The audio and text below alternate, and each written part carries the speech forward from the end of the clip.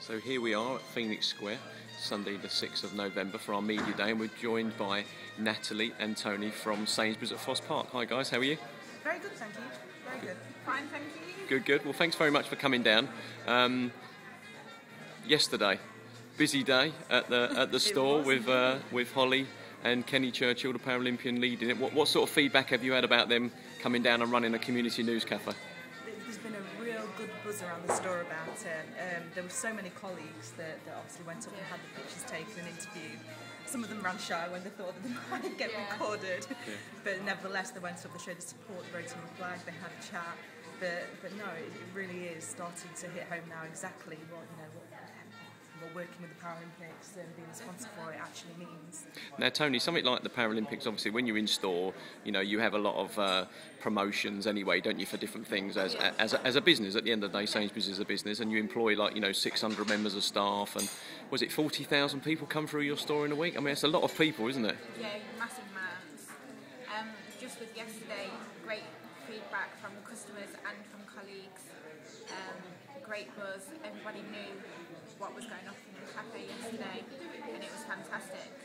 Do you think having someone like Kenny Churchill, the Paralympian, there, and Holly with some of the young reporters just makes it come alive a little bit more, rather than just like merchandise like T-shirts and sweatshirts? It kind of, people suddenly think it's a little bit real, and you see a guy turn up with 3 gold medals and you can talk to him and have his photograph taken. It's a bit more fun that way. Yeah, definitely.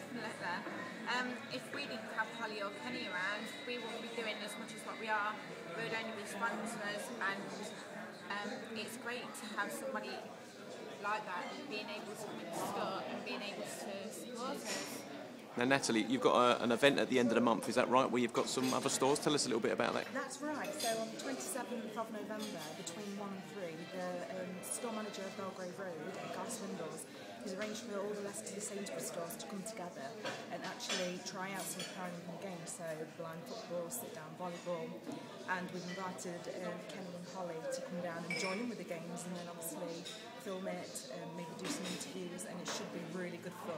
There's a competitive edge, of course, because every store wants to take home its gold, but it should be absolutely amazing, and we're proud to be able to give something back to Kenny as well. He is a recognised regional 36 sponsor now for Sainsburys, and as such we've been able to provide him with a discount card, which is just fantastic, and that's us giving something back to him, because he really has been a great support and continues to be.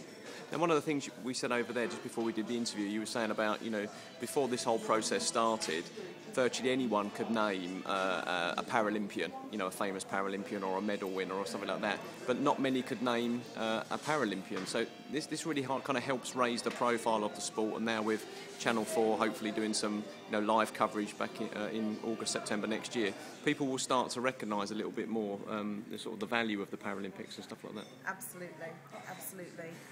I mean, it has opened our eyes, and as well as Kenny, we've got all the Paralympians that are working with Sainsburys, Alex Stewart to name one, but it is, Sainsburys being a sponsor for this have really opened my eyes to how inspirational the Paralympians are, and exactly how much it does mean. And I think that in time, and I don't think in much time, I think it will become as high profile as the Olympics, and it deserves to be. Okay, last question. Now, one thing that's really important to me, obviously, as the editor of Citizens' Eyes, we've got all these different news agencies for carers and disabilities and homelessness and things like that. Out of your 600 full-time and part-time members of staff, you'll have people that are affected by either themselves or a family member, a disability or those kind of things. Do you think there's some value in helping them to be able to access information through the kind of things that we do as well?